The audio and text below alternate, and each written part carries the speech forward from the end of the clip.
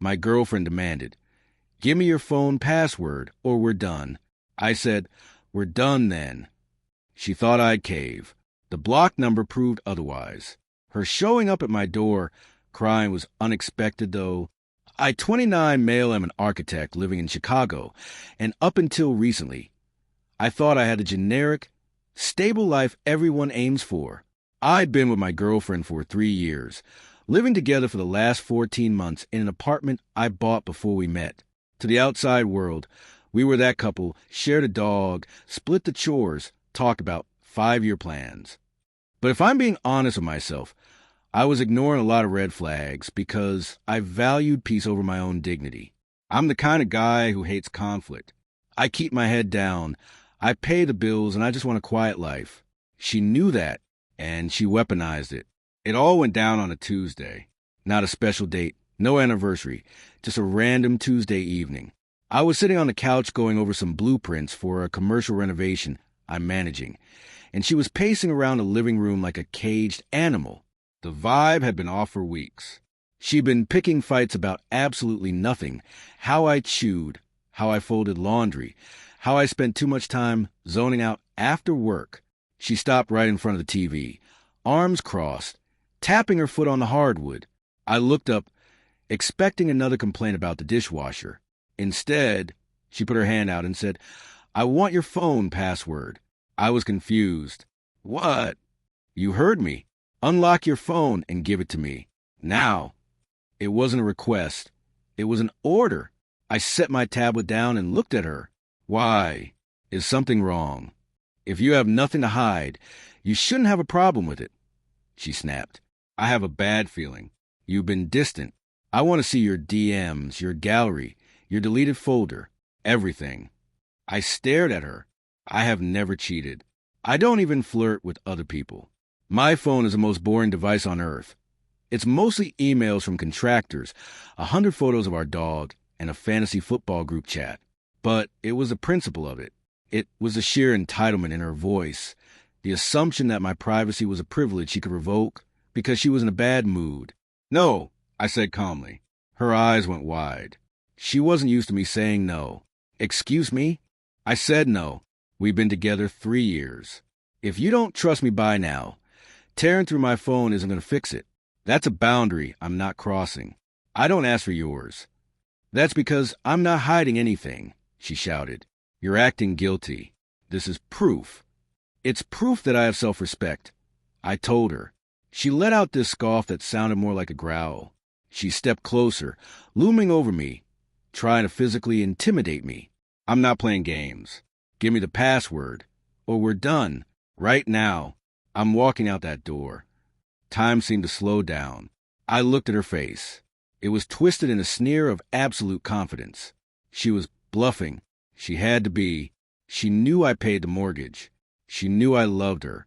She was betting the entire relationship on the fact that I would fold, hand over my dignity, and spend the next week apologizing for making her suspicious.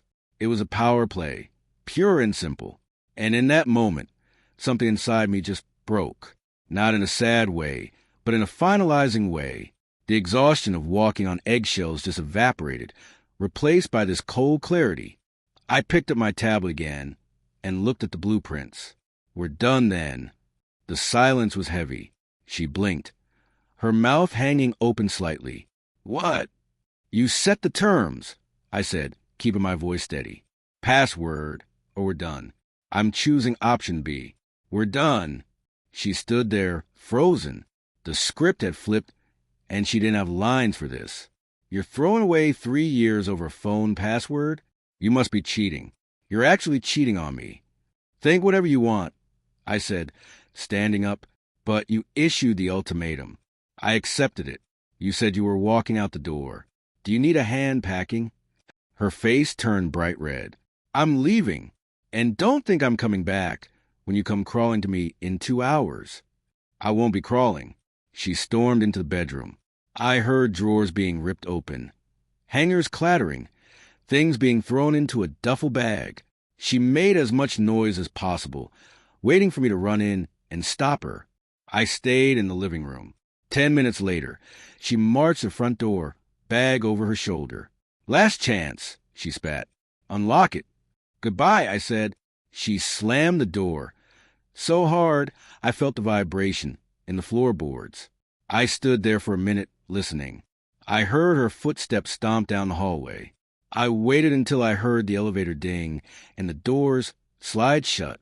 Then I walked the front door through the deadbolt and engaged the security chain. My heart was racing, but not from heartbreak. It was adrenaline. I sat back down, expecting the sadness to hit, but I just felt relief. But then my brain started working. Why tonight? Why the phone? She wasn't just insecure. She was frantic. I looked at my phone on the coffee table. If she was projecting, which is pretty standard behavior for cheaters, she wasn't worried about what was on my phone. She was worried about what I might find if I looked for something specific.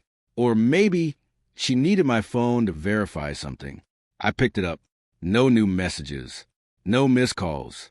Then I remembered something odd. About 6 months ago, she made a huge scene about a creepy guy from her gym. She claimed he was harassing her, sending her texts, calling her nonstop. She had played the victim perfectly, tears in her eyes, trembling hands. She had taken my phone one night and said, "I'm blocking his number on your phone too, just in case he tries to reach you to get to me." I hadn't thought twice about it. I wanted to protect her. I opened my settings. I went to the block contacts list. There were the usuals, spam numbers, telemarketers. And then, right at the bottom, a number saved simply as "do not answer." I stared at it. If this guy was a stalker, why would she be afraid of me seeing his texts? Unless he wasn't a stalker. I took a deep breath, hit edit, and unblocked the number. I hesitated, then typed a simple message. "Who is this?" I expected nothing, or maybe a confused reply. The 3 dots appeared immediately. The response came through in seconds.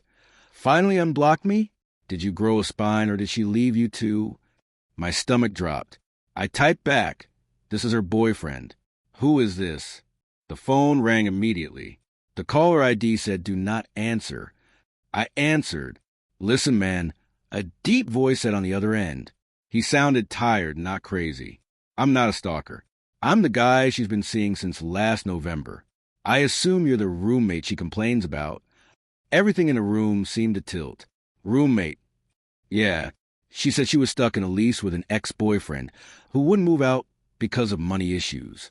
Said you guys slept in separate rooms. The guy let out a dry, humorless chuckle.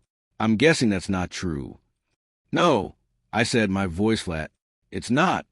We stayed on the phone for an hour. His name was Mark. He was a sales rep she met at a conference. She had played us both perfectly. The reason she blocked him on my phone was that Mark had started getting suspicious about her timeline. He had threatened to reach out to me to verify the roommate story. She preemptively blocked him on my device, so I'd never see the text if he tried. But here was the kicker. Mark had dumped her that afternoon. He found out she had another guy on the side, a co-worker. When Mark cut her off, she panicked. She knew Mark might go nuclear and find a way to contact me. She needed my phone to ensure the blockade was still holding, or to delete any messages Mark might have managed to push through via other apps she hadn't secured. The ultimatum wasn't about my privacy. It was a desperate attempt to sanitize the crime scene before the body was found. "She's on her way to her sister's," I told Mark. "Good luck, brother," Mark said. "She owes me $3,000. If you see her, tell her I'm filing a police report if I don't get it by Friday." I hung up. The sadness was gone completely now, replaced by a cold, calculating fury. I wasn't just a boyfriend. I was a resource she was managing. I didn't sleep that night. I consolidated my assets. I changed every password I had. Netflix, banking, email, the smart locks on the apartment. I removed her authorization from my credit card. The next morning, the inevitable happened. At 10 a.m., my doorbell camera chimed. I pulled up the feed on my phone. There she was. She looked fresh, not like someone who'd been crying all night. She was holding 2 coffees. I didn't move. She rang the bell again. Then she texted, "I brought peace offerings. Stop being a baby and let me in. We need to talk." I texted back, "You move out. You made it very clear. We are done." She called. I sent it to voicemail. Through the camera, I saw her demeanor shift from playful to annoyed. She pounded on the door. Open the door. My stuff is in there. I walked to the door and spoke through the closed panel. I will pack your things and have them ready for you. You can pick them up at a scheduled time with a police escort. You are not entering this apartment. You can't do that, she screamed. I live here. You abandoned the property last night. I said, my voice steady. I have you on the indoor security camera packing a bag and declaring you are leaving and done. You are not on the deed. We have no lease. You are a guest who has worn out their welcome.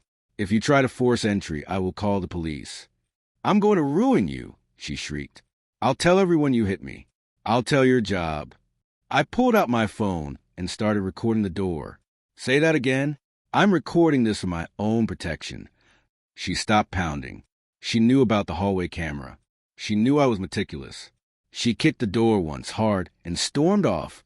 I knew this wasn't over. People like her don't lose gracefully. They scorch the earth. 2 hours later, I got an email from her. Not a personal email. A formal email from her work address to my work address. Subject: personal items and severance. Since you have illegally locked me out of my home, I am demanding $5,000 for immediate relocation expenses and the return of all my furniture. If you do not transfer the funds by 5 p.m., I will be contacting your HR department to discuss your abusive behavior and how it reflects on your company. She was trying to blackmail me. She knew my firm had a strict code of ethics. She was betting I'd pay $5,000 just to make the problem go away. She made a critical mistake. She used her work email. She used company assets to attempt extortion. I didn't reply to her. Instead, I saved the email as a PDF. Then I compiled a folder. Asterisk the video clip of her leaving voluntarily. Asterisk the screenshots of her text admission that she was done. Asterisk the extortion email. I called a lawyer buddy of mine from college. He told me that while locking someone out is usually a gray area in tenant law, her threat to lie about abuse to my employer changed the game. It was extortion. He told me to file for an order of protection immediately, citing the blackmail and the threat to my livelihood. If she threatened to fabricate a crime to get money, she's dangerous, he said. Get the order. Once the order is in place, she can't come back to the apartment anyway. Then came the social media storm. I started getting notifications. She had posted a long, tearful story on Instagram, where we had mutual friends, claiming I had thrown her out on the street in the middle of the night because she refused to do something uncomfortable in the bedroom. It was a disgusting lie. My phone started blowing up with texts from friends. Dude, is this true? She was trying to isolate me. She wanted to destroy my reputation so I would have no one but her, or so I would pay her off to stop the bleeding. It was time to stop playing defense. I messaged Mark. You said she used company time to meet you? Yeah, Mark replied. She put expensive dinners on her corporate card. Said she was entertaining clients. It was just me. Do you have proof? I have photos of the receipts she sent me to brag. And dates. Send them. I looked at the extortion email again. She worked for a boutique marketing firm. They were small, tight-knit, and very protective of their image. I drafted an email to her boss. I didn't send it yet. I wanted to give her one chance to stop. I texted her, retract the lies, stop the demands. Come get your boxes from the lobby on Saturday. If you don't, I will release everything I have. Her reply was instant. Or what? You'll cry? I'm coming over there with the police right now. You're going to jail. She was doubling down. 20 minutes later, the police were at my door. I opened the door to see 2 officers and my ex standing behind them, smirking. She was putting on a show, wiping at dry eyes. Sir, the older officer said, this lady claims you physically removed her from the residence and are legally withholding her property. That is false, officer, I said calmly. I kept the chain on initially, showing I was cautious, not aggressive. She ended the relationship and left voluntarily last night. She threatened to file false reports if I didn't pay her $5,000. I have the video of her leaving and the extortion attempt in writing. The officer's eyebrows went up. Can I see that? I let the officers in. I didn't let her in. She stays in the hall. I don't feel safe with her inside. She started screaming. He's lying. He's a manipulator. The officer held up a hand to silence her and stepped inside. I showed him the clip of her packing, yelling, "We're done," and slamming the door. Then I showed him the email demanding money to not call HR. The officer looked at his partner. Then he looked at her through the open doorway. "Ma'am, according to this, you left on your own. And this email, demanding money to not report alleged abuse, that's blackmail. That's a felony." Her face went pale. I was emotional. He trapped me. "You demanded money to not ruin his reputation." The officer said sternly, "You need to leave. If you want your property, you can arrange a civil standby for another day. But you are not entering this apartment tonight. And if you continue to harass him for money, we will be arresting you." She looked at me with pure venom. The victim mask slipped completely. "You think you won? Watch your back." "Is that a threat in front of a police officer?" I asked. She clamped her mouth shut, spun on her heel, and stomped away. The officers gave me a card and told me to get the restraining order filed ASAP. I filed for the temporary restraining order the next morning. I included the text messages, the email, and the police report number. It was granted immediately. The judge didn't take kindly to the extortion attempt. But I wasn't done. She had tried to destroy my career and my name. She had stolen money from Mark. She was likely stealing from her company. I attached the receipts Mark sent me, dates where she claimed to be working but was out of town with him. I attached the extortion email sent from her work server. I sent the package to the owner of her marketing firm. Subject: ethical concern/extortion/misuse of company funds. To whom it may concern, I am writing to inform you that your employee name used your company email service to attempt to extort $5,000 from me under threat of defamation. Furthermore, it has come to my attention that she has been using company funds to finance personal trips. Attached is the evidence. It was nuclear, but she had tried to burn my house down. I was just putting out the fire with gasoline. 2 days later, on Friday afternoon, I was working from home. My phone rang. It was her, but not from her number. I had that blocked. It was from a new number. I didn't answer. I let it go to voicemail. Then a knock at the door. Not the police pound. A soft, rhythmic knocking. I checked the camera. It was her, but she looked different. No makeup. Hair messy. Shoulders slumped. She was weeping. Actual tears this time. She looked up at the camera, knowing I was watching. "Please," she sobbed. "Please open up. I have nowhere to go." This was the scene I had anticipated. The reality check. I walked to the door. I didn't open it. I spoke through the heavy wood. "You're violating the restraining order." I said, "I'm calling the police." "No. Please," she wailed. "I lost my job. They fired me. They're suing me for the expenses. My parents won't take me in because Mark called them. I have nothing. You should have thought about that before you tried to blackmail me." I said, "I'm sorry." She slid down the door, sitting on the welcome mat. I was just scared. "I love you. We can fix this. I'll sign whatever you want. Just let me in. Please, I'm hungry." It was pitiful. A part of me, the part that had spent 3 years with her, felt a twinge of guilt. This was a woman I had planned to propose to. Now she was sobbing on my doormat, her life in ruins.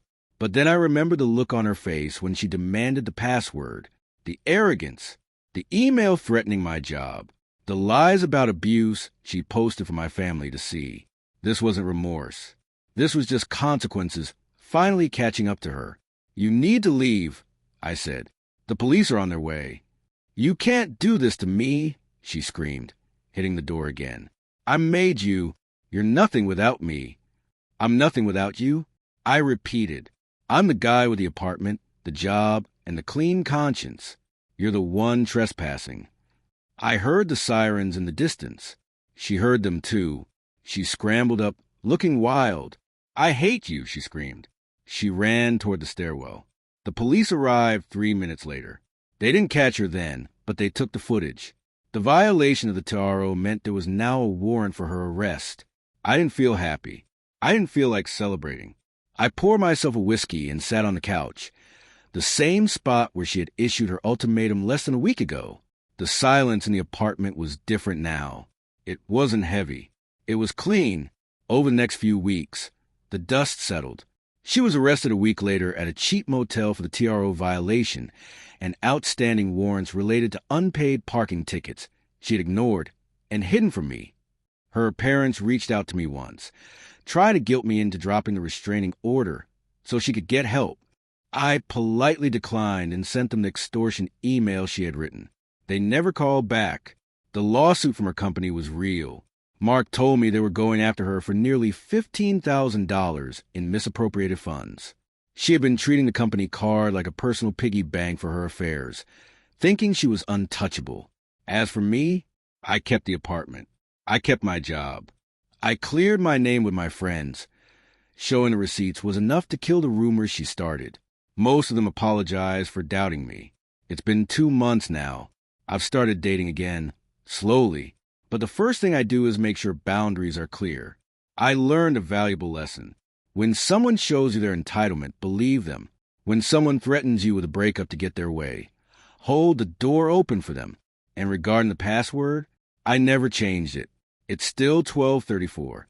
I just needed someone who respected me enough not to demand it.